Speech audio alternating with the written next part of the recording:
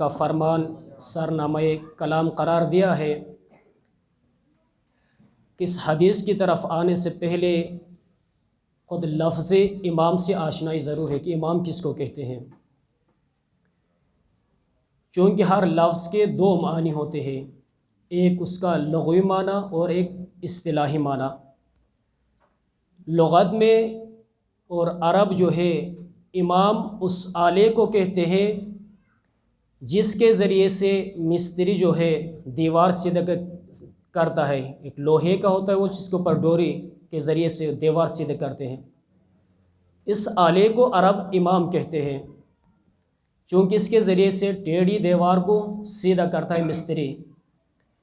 اسی طرح اصطلاح کے اندر بعض اوقات امتیں ٹیڑھی ہو جاتی ہے، یعنی راہ راست سے ہٹ جاتی ہے، صراط مستقیم سے ہٹ جاتی ہے اور دیگر راہوں پر چلی جاتی ہے، تو اللہ نے انسان کی ہدایت کے لیے امام مقرر کیا، امام مبعوث فرمایا، تاکہ اس بگڑی ہوئی امت کو جو راہ راست سے ہٹ چکی ہے اس کو سیدھا کر دے۔ اس کو اصطلاح میں امام کہتے ہیں۔ امام محمد باقر علیہ السلام فرماتے ہیں، قال اللہ تبارک و تعالی لأعذبن کل رعیت فی الاسلام دانت بولایت کل امام جائر لیس من اللہ۔ جو لوگ ظالم رہبر کو قبول کرتے ہیں، جو لوگ کسی فاسد حکمران کو قبول کرتے ہیں، کسی فاسد پیشوا و امام کو قبول کرتے ہیں جو اللہ کی طرف سے معین نہیں ہے، چونکہ ولایت کا اختیار خدا نے اپنے پاس رکھا ہے، حاکم چننے کا اختیار خدا نے لوگوں کو نہیں دیا بلکہ اپنے پاس رکھا ہے۔ پس جو لوگ کسی ظالم حکمران، فاسد حکمران کو قبول کرتے ہیں تو فرماتے کہ وہ میرے عذاب اور قہر سے محفوظ نہیں ہے۔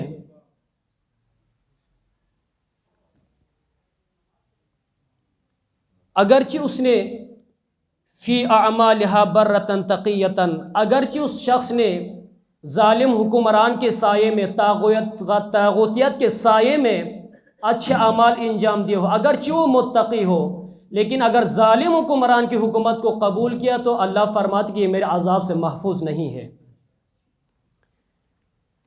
وَلَعَفْوَنَّ عَنْ كُلِّ رَعِيَّةٍ فِي الْإِسْلَامِ دَانَتْ بِوِلَایَةِ كُلِّ إِمَامٍ عَادِلٍ مِّنَ اللَّهِ۔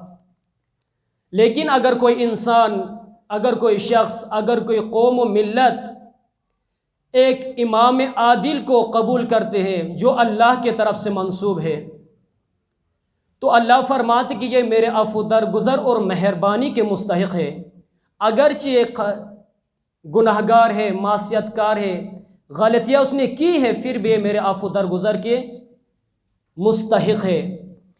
میں اس حدیث کو سمجھانے کے ایک مثال، چونکہ قرآن نے بھی بہت ساری مثالیں دی ہیں، مثال کے ذریعے سے مطلب جو ہے انسان جلدی سمجھ جاتا ہے۔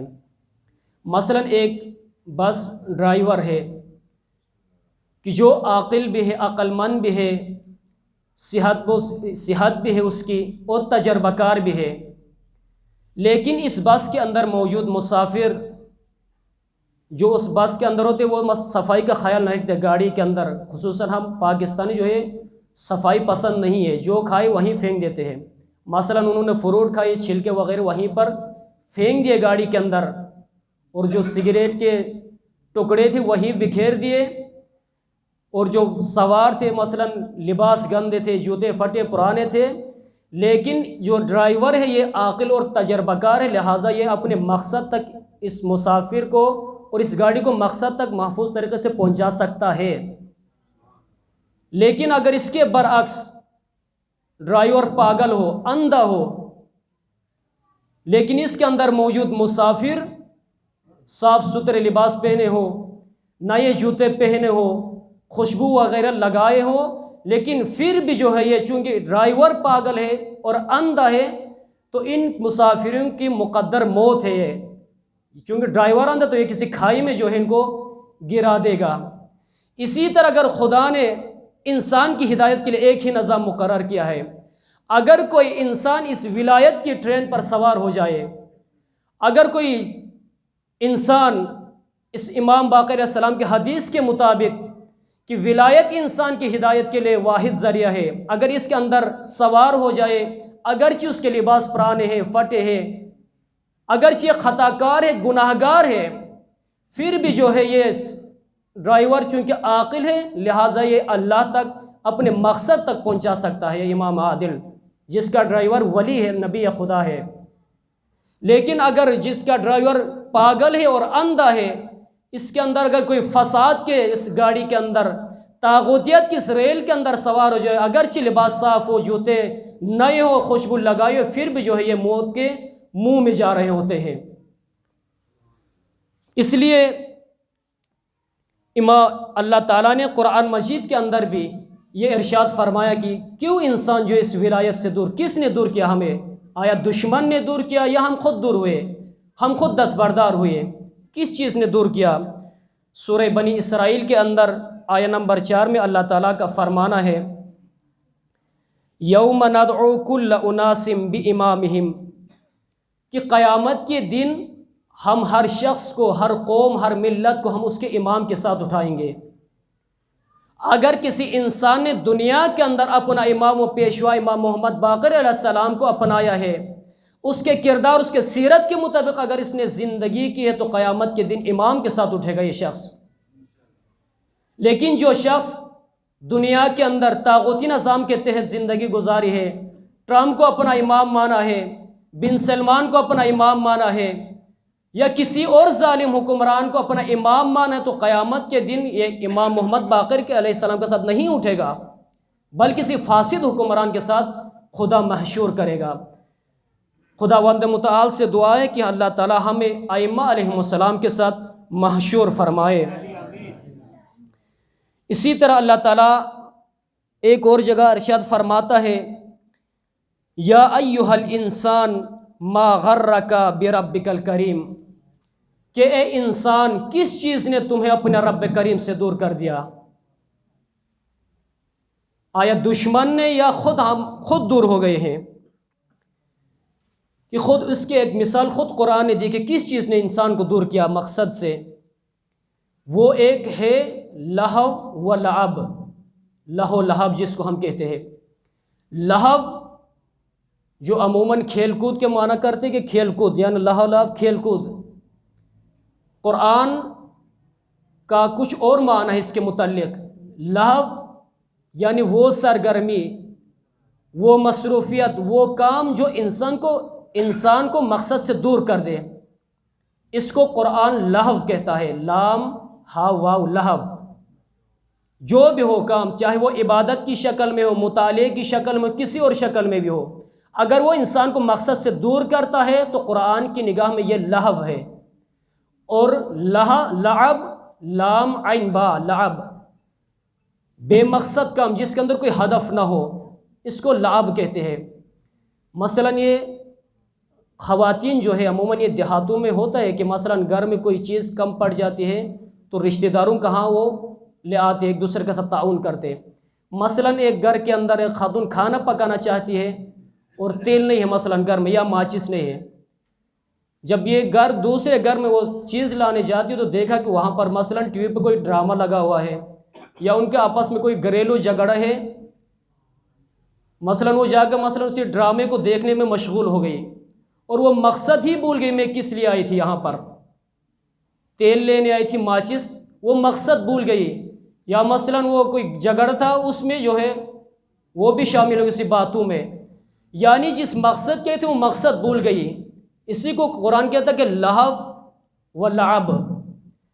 یا مثلا آپ کو کوئی گھر میں مہمان آنے والا ہے، آپ اپنے دو بیٹے آپ بھیج دیں کہ فلان جگہ سے مہمان کو آپ لے کے آؤ، اور یہ دونوں بچے جا رہے ہیں راستے میں، تو مثلا راستے میں کوئی مسجد بن رہی ہے، تعمیر ہو رہی ہے، تو ایک بچہ وہاں پر جو ہے کام میں امداد کی اس نے وہاں پر شامل ہو گیا، اور دوسرا لڑکا، دوسرا بھائی کسی فلم ہال میں چلا گیا.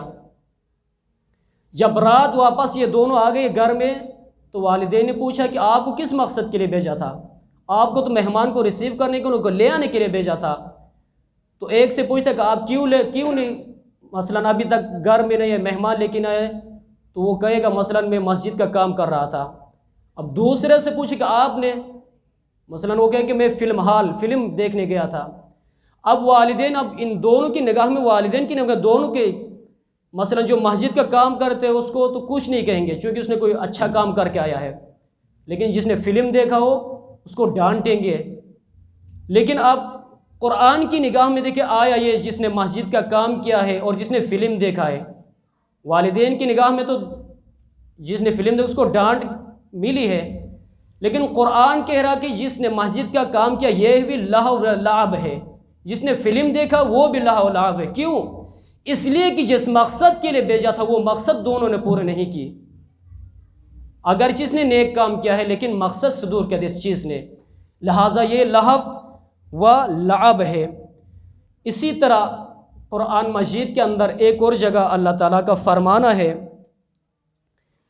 وَلَا تَكُونُوا كَالَّذِينَ نَسُوا اللَّهَ فَأَنسَاهُمْ أَنفُسُهُمْ، کہ اے لوگو، اے مومنو، اے جوانو، اے بزرگوں، اے خواتین، ان لوگوں جیسا نہ بنو جنہوں نے خدا کو بلا دیا ہے، جنہوں نے خدا کو فراموش کر دیا ہے. اگر آپ خدا کو فراموش کر دیں گے تو نتیجہ کیا ہوگا؟ نقصان کس کا ہوگا؟ خدا کا ہوگا؟ نہیں. فَأَنسَاهُمْ أَنفُسُهُمْ، بلکہ خدا فراموشی کا نتیجہ خود فراموشی ہے. خدا بھی آپ کو اپنے حال پر چھوڑ دے گا، آپ کو بلا دے گا. اگر آپ نے خدا کو بلا دیا خدا آپ کو بلا دے گا. مثلاً یہ بھی ایک سب کا تجربہ ہے، عموماً چھوٹے بچوں کو مثلاً عید کے لیے جب کوئی شاپنگ کے لیے یا کوئی چیز خریدنے مارکیٹ میں جاتے ہیں تو والدین جو ہے اپنے بچوں کو اپنا انگلی پکڑاتے ہیں، ساتھ لے کے جاتے ہیں والدین. اور مارکیٹ میں چونکہ عید کے دنوں میں رش زیادہ ہوتا ہے تو عموماً جب دیہاتی ہوتا ہے تو وہ خصوصاً کہ ہر چیز کو جو ہے گور کر دیکھتا ہے، چونکہ نیا ہے تو ہر چیز جو ہے اس کو عجیب سی لگتی ہے، نئی چیز لگتی ہے، تو وہ دیکھتا رہتا ہر طرف، چاروں طرف. اور یہ والد یا والدہ جو ہے اپنے انگلی پکڑا کے ساتھ لے جاتی ہے، اور یہ جو ہے دنیا کی رنگینیوں کے اندر اتنا غرق ہو جاتے، آخرکار اس کی انگلی چھوٹ جاتی ہے، اس بچے کی انگلی، ماں کی انگلی سے بچے کا ہاتھ. اور پھر بھی جو ہے ان کو پتہ نہیں ہے، جس کو احساس نہیں ہے کہ جب رات ہو جاتی ہے، سارے مارکیٹ بند ہو جاتی ہے، سارے لوگ گھروں میں چلے جاتے ہیں، پھر یہ بچہ رونا شروع کر دیتا ہے. جب اس سے پوچھو کہ کیوں رو رہے ہو تو بچہ کیا جواب ہے کہ ماں گم ہو گئی ہے، مثلاً باپ گم ہو گیا ہے. یہ نہیں کر کہ میں گم ہو گیا ہوں، یعنی بچہ گو لیکن کو کہہ رہے کہ باپ گم ہو گیا ہے. اسی طرح اللہ تعالیٰ نے انسان کو، ہم سب کو، اہل بیت علیہ السلام کا دامن پکڑایا، قرآن کا دامن پکڑایا اور بھیج دیا دنیا کے اندر. اور ہم ان دنیا کی رنگینیوں میں اتنا غرق ہو گئے، اتنا مال کے پیچھے، کثرت کے پیچھے اتنا غرق ہو گئے کہ ہم مقصد ہی بھول گئے کہ خدا نے کس مقصد کے لیے، جب اسرائیل آئے گا آخری دن میں، جب موت آئے گی تو اب اس سے کہا جائے کہ اب دکان، ابھی مثلاً ٹائم ختم ہو گیا، اب کوئی چیز خرید نہیں سکتے. لہٰذا انسان کو چاہیے کہ وہ آخری وقت آنے سے پہلے انسان متوجہ ہو جائے. جس مقصد کے لیے انسان کو بھیجا ہے، خدا نے انسان کو ابس خلق نہیں فرمایا بلکہ کسی مقصد کے تحت خلق فرمایا ہے. لہٰذا انسان کو چاہیے کہ ضروری ہے کہ انسان دنیا بھی ضروری ہے کہ انسان کا معاش ضروری انسان کے لیے، لیکن اس کا مطلب یہ نہیں کہ انسان خدا کو ہی بھول جائے، خدا فراموشی، کہ من عرف نفسہ فقط عرف ربہ. پس اگر انسان خدا کو پہچاننا چاہتا ہے، خدا کی معرفت حاصل کرنا چاہتا ہے تو سب سے پہلے انسان اپنی معرفت حاصل کرے کہ اپنے آپ کو پہچاننے سے کیا مراد. مثلاً میرا نام مثلاً وزیر ہے اور تعلق گلگت سے ہے، یہ پہچان مراد نہیں کہ اپنا خاندان کا تعارف کرا دے انسان. اسی طرح امام علی علیہ السلام کا فرمانا ہے،